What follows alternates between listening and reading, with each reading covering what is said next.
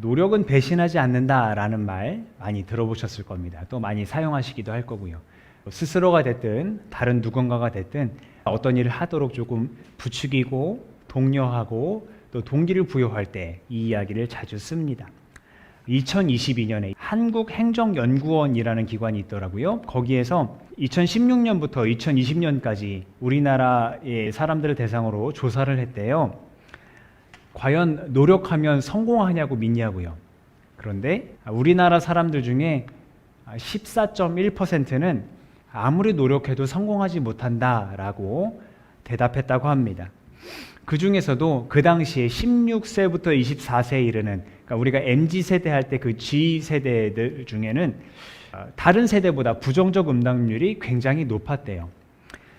안타까운 것은 26년 전에도 똑같은 조사를 했었대요. 그때는 청년들이 노력한다고 성공하겠어 라고 대답한 사람이 8% 조금 남짓이었답니다. 근데 지금은 청년들의 비율이 20%까지 치솟았다고 해요. 이와 같은 결과에 대해서 이 기관은 신뢰 감소, 사회 연대감의 약화, 또 우리나라의 공정성을 부정적으로 여기는 이런 것들이 청년들이 노력해도 별 수 없다라는 인식을 심어줬다라고 분석을 합니다. 그러니까 다시 말하면 사회가 불공정하다고 여기는 불만들, 또 다른 누군가와 막 열심히 경쟁을 했는데 결국 저 사람이 내 자리를 빼앗고 올라갈 것이라는 불안함과 불신들, 이런 것들이 쌓이고 쌓여서 결국 노력을 해도 그만큼의 결과를 얻지 못한다 하는 좌절로 이어지고 있다는 거죠. 비록 2년 전에 발표한 결과이긴 합니다만 지금이라고 해서 나아졌냐? 그렇지는 않겠죠. 그렇게 이 노력의 배신이라는 이 감정이 우리 사회에, 특히 젊은 세대에 확산되는 것만 같아서 참 안타깝게 그지없습니다. 아무리 노력해도 되지 않는다는 절망의 세대라고 스스로를 그렇게 규정하지 않았으면 좋겠고 올가매지 않았으면 좋겠는데, 이런 지표들을 보면 마치 그러고만 있는 것 같아서 안타까울 따름입니다. 저는 오늘 말씀을 통해서 우리가 노력하지 않아도 어쩌면 우리의 노력이 절대로 필요하지 않은 것이 있다라는 이야기를 전하고 싶습니다. 예수님의 이야기를 다시 한번 살펴보겠어요. 어떤 사람이 땅에 씨를 뿌렸습니다. 하지만 정작 씨를 뿌린 사람은 이게 어떻게 싹이 나고 열매가 되는지 모른답니다.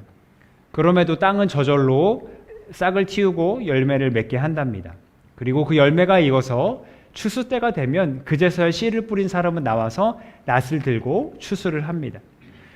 예수님이 두 번째 이야기도 들려주셨는데, 가장 작다 하는 겨자씨를 심었는데 이 씨가 계속 가장 작은 상태로 남아있는 것이 아닙니다.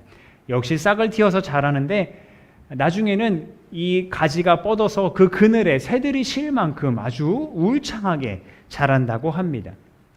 자, 이것이 만약에 세상에서 통용되는 성공의 원리라고 한다면 이거만큼 획기적인 것은 없을 거예요. 자본도 거의 들지 않고요, 대단한 노력도 필요 없는 것처럼 보입니다. 씨를 그냥 훅 뿌려놨더니 나중에 자랐어요. 추수하기만 하면 돼요. 손톱만큼 작은 겨자씨를 뿌렸는데 엄청 커져서 새들이 쉴 만큼 큰 울창한 풀이 된다고 하니까요. 그러나 안타깝게도, 또 그러나 다행스럽게도 이 성경의 이야기가, 예수님의 말씀이 세상에서의 원리를 이야기하고 있는 것은 아닙니다. 하나님 나라를 이야기하고 있습니다. 첫 번째 비유에서 우리가 눈여겨볼 것은 좀 전에도 말씀드렸듯이 씨를 뿌린 사람이 아무것도 모른다는 거예요. 자기가 씨를 뿌렸는데 그 뿌린 씨가 어떻게 식물로 자라고 결국 열매를 얻게 되는지 모른답니다. 지금이야 우리가 검색 한 번만 해봐도 교과서에서도 배워요. 씨가 어떻게 싹을 틔우고 또 열매가 자라고 나달을 맺게 되고, 근데 이 사람은 전혀 몰랐답니다. 경험적으로는 알았을 거예요. 이때쯤 되면 자라지 않을까? 이때쯤 되면 추수할 때가 되지 않을까? 그래서 그냥 마냥 기다리는 겁니다. 그렇게 기다리고 있는데 대조적으로 땅은 열매를 낸답니다. 땅이 일을 한대요. 근데 실제로 땅이 생명력이 있다기보다 그 땅 속에 심긴 씨앗이 생명력이 있다는 얘기겠죠. 스스로 자랄 힘을 가지고 있다는 얘기겠죠. 그래서 그 씨앗이 자신이 가진 생명력으로 싹을 틔우고 열매를 냅니다. 자, 이 비유를 통해서 예수님 말씀하시고자 했던 하나님 나라의 특징은 무엇이냐면, 이 하나님의 나라는 우리 사람의 이해나 관심이나 노력 여부와 상관이 없다는 거예요. 우리가 이해하든 이해하지 못하든 그 나라는 자라나고요. 우리가 보든 보지 못하든 그 나라는 확장되고요. 우리가 노력을 하든 노력을 하지 않든 그 나라는 왕성합니다. 하나님 나라이기에 유한하고 한계를 가진 우리 인간의 이해나 노력에 좌지우지 되지 않고요. 영원하시고 변치 않으시는 하나님의 뜻에 의해 온전히 세워져 갑니다.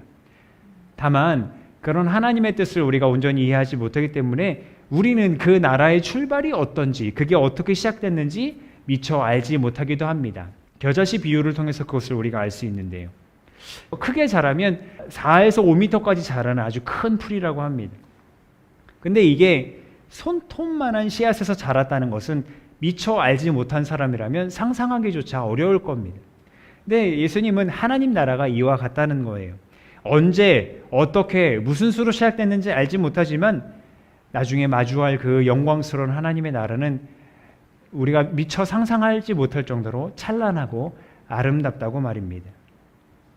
그럼 도대체 이 씨앗이 무엇이길래 스스로 자라날 생명력을 가지고 있을 뿐만 아니라 볼품없고 하찮게 시작을 하지만 그토록 큰 영향을 끼치도록 성장을 한다는 걸까요?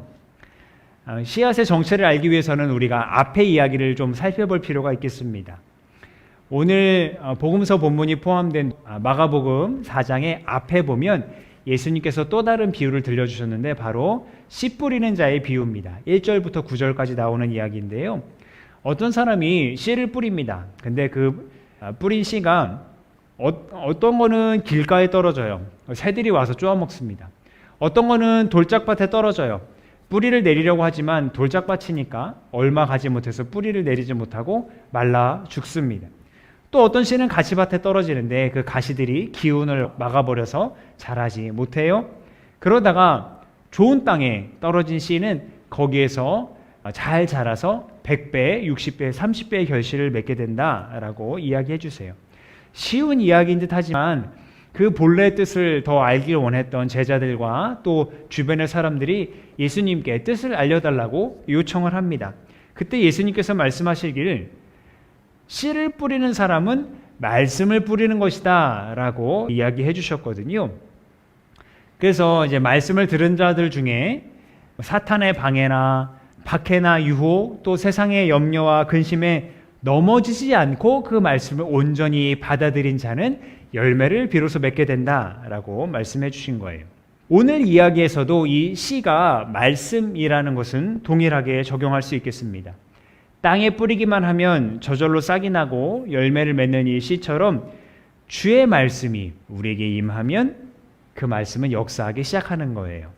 그래서 히브리서에서는 말씀의 능력을 이렇게 이야기합니다. 하나님의 말씀은 살아있고 힘이 있어서 어떤 양날 칼보다도 더 날카롭습니다. 그래서 사람 속을 꿰뚫어 혼과 영을 갈라내고 관절과 골수를 갈라놓기까지 하며 마음에 품은 생각과 의도를 밝혀냅니다. 아멘. 이토록 능력 있는 하나님의 말씀이 우리 안에 들어와서 역사한다면 어떤 일이 일어나겠습니까? 우리 아까 고린도후서 말씀에서 본 것처럼 새로운 창조가 일어나는 거죠. 우리가 새로운 피조물이 되는 겁니다. 육에 매이는 것이 아니라 영을 따라 살게 되고요. 그런데 이것이 우리의 노력에 의한 겁니까? 아닙니다. 우리에게 찾아온 말씀에 의한 겁니다. 그 말씀을 믿음으로 가능한 겁니다. 자, 이렇게 하나님의 나라는 그리스도의 말씀이라는 씨앗이 우리 안에 심겨지는 것에서부터 시작합니다. 우리가 주의 말씀을 들을 때 그 말씀의 능력이 우리를 새롭게 해서 믿음으로 이미 우리에게 임한 하나님의 나라를 보게 합니다. 다시 한번 말씀드려요. 주의 말씀을 들을 때 그 말씀이 우리에게 임해서 그 능력이 우리를 새롭게 빚으시고 새로운 피조물이 되게 하셔서 이미 우리 가운데 임한 하나님의 나라를 보게 하신다는 겁니다. 그래서 바리새파 사람들이 예수님에게 도대체 하나님 나라가 어딨냐라고 막 따져 물을 때 이렇게 말씀하셨거든요. 눈으로 볼 수 있는 모습으로 오지 않는다.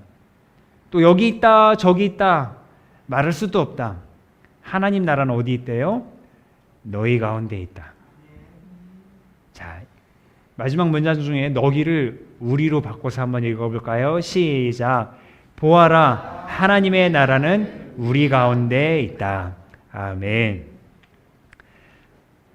하나님께서는 우리가 말씀을 들을 때 그 말씀이 믿어지게 하시고 그 믿음을 또 자라나게 하셔서 이것이 단순히 우리의 어떤 지식이나 감정에 머무르지 않게 하시고 우리에게 심겨진 그 말씀을 가지고 또 그 말씀의 능력을 힘입어서 하나님 나라를 바라보면서 하나님 나라의 가치대로 살아갈 수 있도록 인도하십니다. 자, 이와 같이 우리의 노력으로가 아닌 살아계신 예수 그리스도의 말씀을 믿음으로 하나님 나라를 지금 여러분이 계신 그 삶의 자리에서부터 풍성하게 누리며 살아갈 수 있기를 간절히 소망합니다. 아멘. 기도하겠습니다.